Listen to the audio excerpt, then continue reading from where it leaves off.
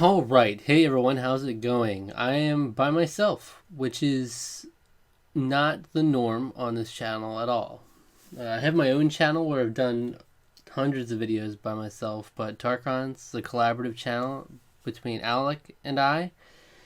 We do film reviews, game reviews, TV reviews, discussions, and Survivor is a cornerstone to our channel. Whereas I'm a huge Survivor fan, and I introduced Alec to it, and we've actually been working through chronologically. He knew nothing about Survivor really, and he gets to experience it all for the first time from the very beginning up till now. As such, he cannot be a part of this, and in fact, I'm trying to run such a tight operation that I don't want any spoilers. I don't want him to know that the season exists. Potentially, I'm like, stay away from CBS because the commercials are dangerous. I tell him that. Stay away from the comments on any of our videos just in case. But most of all, I'm putting protections in myself. So the title, whereas I would love to have Survivor Winners at War in the title and maybe a flashy name with it, I can't, just in the off chance, that he's looking at the channel and then he garners from that what's going on here. So it's going to be very basic, and even the video look here is very basic. And it's just going to be me talking off the cuff. I have a phone, oh, Jesus. A phone full of some notes here from when I was watching the episode. I took them along the way. This is actually on the rewatch. I watched the episode, and I'm loving it. But, yeah, so it's going to be very basic, and the title will be much more basic than they usually do. It'll just be like Survivor 40, Episode 1 discussion. Because I can't give anything away. Because, obviously, we're on Season 6 right now, Alec and I. Season 40 is a far ways off, so I'm not going to assume we'll make it there, but I would love to. We have no thoughts on stopping anytime soon. So, I'm trying to keep spoiler free. Even if, we aren't doing the channel, he'll still continue to watch, so, Alright, so if you're watching this, in case you don't know, yeah, I'm taking through chronologically, and we have a playlist on the channel for Survivor Thailand, Survivor the Amazon, and then every Survivor video we've done is also in a playlist. We did season reviews of the first 4 seasons, and then have done reactions along with weekly discussions of every episode for Thailand and the Amazon now. And we're the only channel to do it. Reactions for Survivor. We're the only channel. So I hope you enjoy that. It takes some time to cut down the footage. It's like 45-minute episode. I cut it down to 10 to 15 minutes each time. So it's the highlights. And then the discussion each episode has helped us to go more in depth, So while it's a lot of fun getting to show someone something I love so much from the beginning and seeing his firsthand how he's reacting to the game literally evolving before our eyes, I really couldn't resist the chance to be able to talk about Winners at War. I never really got the chance to talk about Survivor, and being able to talk about it with Alec was my opportunity really to get into that. But we're starting at the beginning, and I'm all the way over here at the current season, so I want to be able to talk about both, but I can't with him right now. It'll take years for us to get to Survivor 40. So I wanted to jump on this. I asked him if that would be all right if I went ahead and did this, and we're going to keep it under wraps here. But yeah, so I'm going to figure it out as we go. It's going to be a very casual thing, obviously. I don't have anything to bounce things off of. So if you have any ideas of how I could do this moving forward, maybe like if people wanted to give questions, if I should do that from now on, because just the timing of it right now is this is going to end up being probably uploaded a week after the episode is aired, because I just wasn't able to get to it. So it'll almost be posted the same day as the second episode's coming out, which is kind of counterintuitive, but if I can work out a better system, I will. Otherwise, it'll be weekly. But let me know if there's any suggestions I've done hundreds of videos by myself, but I'm still not used to just talking about Survivor like this, especially one man show here. So I'm just in love with the season. I'm really just gushing over it. In the recent, past couple years, I've always been a huge Big Brother fan, huge Survivor fan. But something about the past couple years really it went up to another level. Not that the seasons have necessarily been getting better. In fact, some would argue otherwise with things like Edge of Extinction. But just my passion for the show in general. Because there was a point where I definitely preferred Big Brother to Survivor, but now I don't think it's even close. I just love how a Survivor handles everything with such integrity, in a way. And Winners of War, just the epic presentation of it, even going into it, I was so hyped with the trailers and everything. I just kept rewatching and rewatching.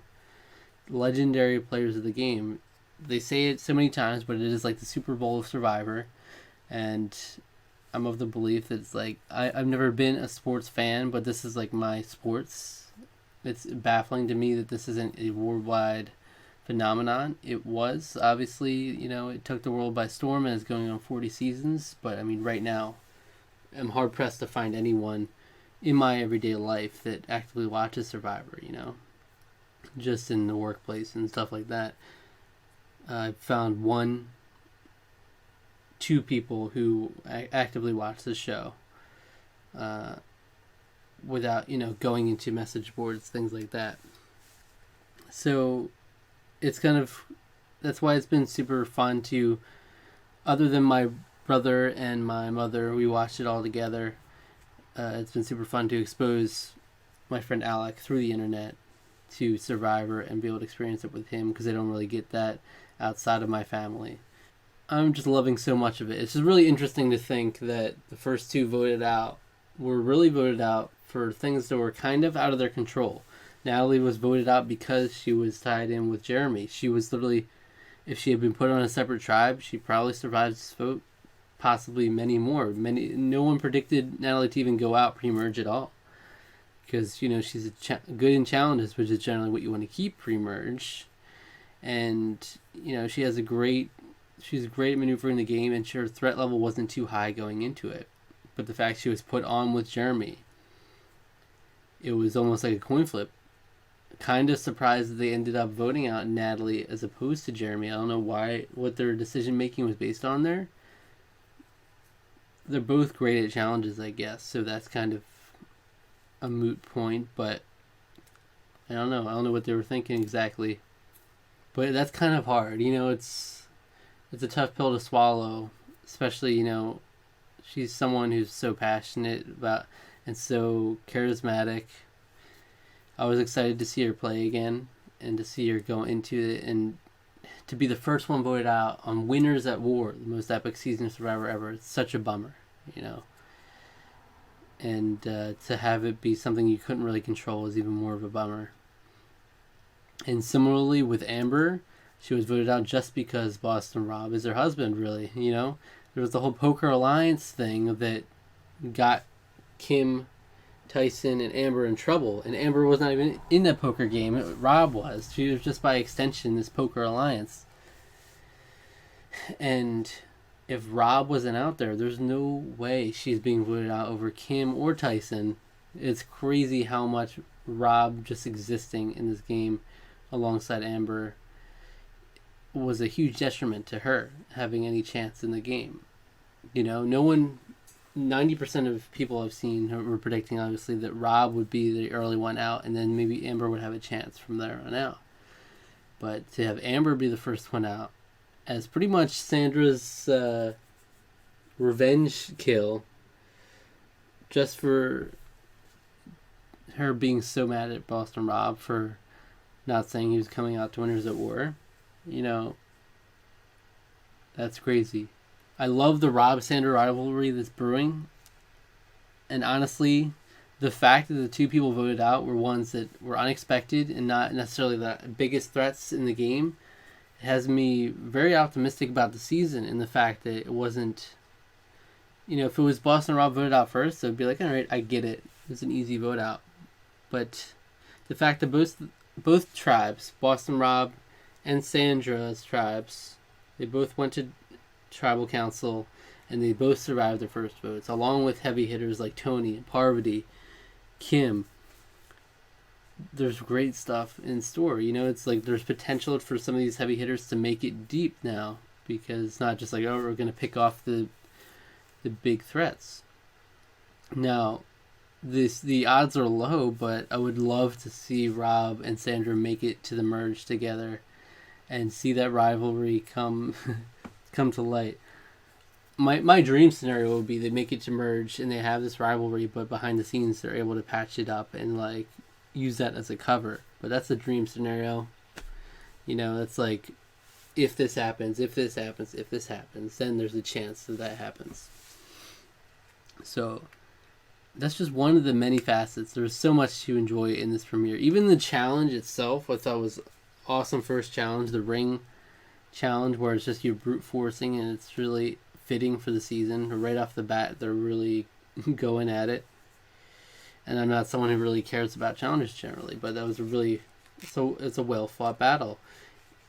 And then the fact that both tribes ended up going to tribal council after that crazy come from behind on the second challenge, thanks to Rob, the dad bod, yet still challenge beast, and Jeremy. But it made for a really well put together episode, because you got to see a lot of both tribes really in depth, and a lot of strategies and alliances forming on both sides. So Sandra and Tony potential, they patched it up and they didn't immediately go after each other, which is obviously great. Tony and Sarah and Sandra, they all seem to be getting along here, which is really awesome, because those were the three that have checkered past, and they could have gone many different ways, but so far they seem to all be on the same page. But at the same time, that opens the door for the outsiders to really try to band together, potentially. And in that tribe, it's Yule, Nick, Wendell, and Sophie. They all kind of came together. Yule seemed to form that together. So, they could potentially take out some of the heavy hitters if they wanted to, if they really stick together like that. Yule, in general, I'm loving. I personally haven't seen Survivor Cook Islands yet. That's one of the ones coming up soon that I need to watch. But all I did before leading up to the season, we watched the highlights of each winner, the best ofs on YouTube. And just from that alone, I was really into him. Just as a person, as a winner, I think he's a really cool character, because he's very cerebral in how he views the game, which is always really interesting to me. And just him in the premiere already, I'm loving what he's doing. And just his approach to the game is so cool. So the Yule and Sophie thing has a lot of potential, and I would love that. I loved the smart people banding together is really cool. And her idea of a nerd shield really makes sense, because, Yule will always be the most obvious nerd in the room, Going through these alliances, Rob and Parvati. I love to see that. That was amazing. What an amazing first exchange when he was like, we'll work together this time. And then even later when they're talking about, the crazy thing is they don't even feel in danger on the first tribal council. He's like, we got to play Survivor for 10 other people? For 10 people? That was a great scene. 2 undeniable legends of the game, and 2 of my favorite players to watch in general. It's great to see them working together, and the potential for that to go deep into the game would be awesome. But again, it's amazing they survived. All these heavy hitters survived the first 2 tribal councils, but at the same time, odds are the luck will run out, right? Odds are, no matter how good a Survivor player you are, sometimes your reputation is just going to catch up to you. But, that's what I thought coming into it. And so far, Boston Rob, Parvati, Tony, and Sandra have all been navigating it well. So maybe they'll exceed my expectations yet again. But we'll see. That's being optimistic. The Adam and Denise thing was a big flub. It's like you have to be super uber cautious in these early days of going out anywhere for an extended period of time. People will take any excuse they can get to vote the other people out. But it was a duo thing, and Adam was able to bring up the good point that, why are you concerned about me when you have this alliance here that is, like Natalie even said herself on the edge of extinction, or no, in a confessional, that they're not blood, but they're pretty close to it because, they've had a close bond in their first season, and then outside of the game, the bond has only grown more. So that was a good turnaround for Adam. Though if they went to tribal council again, I could see them being in trouble. But then again, you could see a bit of a preview, in the second half of the episode, you could see Ben trying to rally some of the newbies together to try to make something happen and saying, like, we need to get an old schooler out next time. So that might develop into something for sure. Tony on probation is really kind of, he said his words, not mine. But the fact that he's, like, very obviously wants to run around, but he has to stand there and be like, nope, not going to go look for anything. That's great. I love that Tony's trying. I want him to do well. I love Tony. Just to talk about this Poker Alliance thing again, this is insane and actually unprecedented for Survivor. The fact that they even used footage from something on YouTube, not in Survivor at all. That's very unlike Survivor to do. It would be more like a Big Brother thing to do, to cut to some sort of entertainment footage like that, and not, Survivor tries to exist in this world, but when there's a war, I guess they found it unavoidable, and they just embraced the pre-game stuff and the outside side of the game stuff in the strategy talks and confessionals. Because usually they try to act like, there's nothing outside of this world. They only come into Survivor, they play together, and then they leave. And they don't interact outside of the game, But it's been interesting to see that develop. And the fact that they... Kim even said herself, the fact that she sat down to play a 2-hour game of poker with Survivor players is going to come back to bite her in the butt now. She narrowly got out of being voted out, so I hope she can make something happen. She's awesome as well. So many awesome players in here.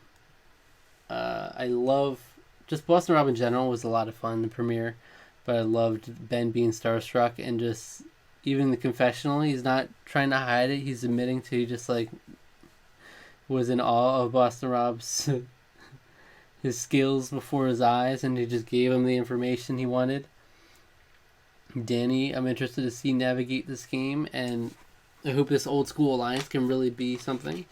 Ethan is one of the ones I'm most excited about, I think it's crazy that we don't have Richard Hatch. It makes sense. But Richard Hatch, Tina, Besepia, I was like, these were all obvious picks for me to balance out the old school and new school more than what they have in Winners at War. But that's why it's super cool to see Ethan, especially after all he's been through. I would love to see him go deep in the game for sure, and that there's some potential there with Rob and Ethan. They seem to have a good thing going, and this old school alliance would be great. But I mean, Danny's already expressed interest in voting Boston Rob out. So that's, it's a rough foundation for sure. We'll see how it goes.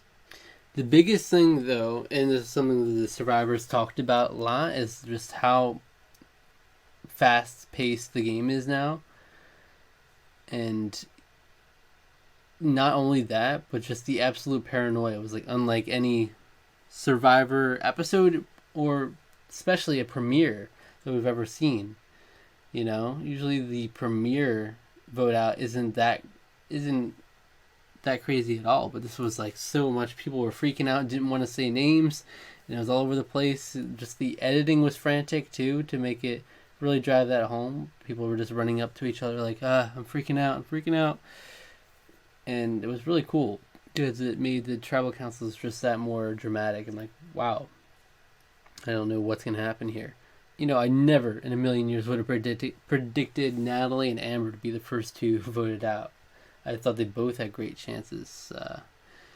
Edge of Extinction not included. The Edge of Extinction is the one thing putting a bit of a damper on this. I think this is probably the perfect season if you don't have Edge of Extinction, but that's going to bring it down a lot. just the fact that we have to dwell on these people who've gotten voted out now. It's like you might have some favorites that get voted out, but that's part of the game. You have to suffer that loss along with them.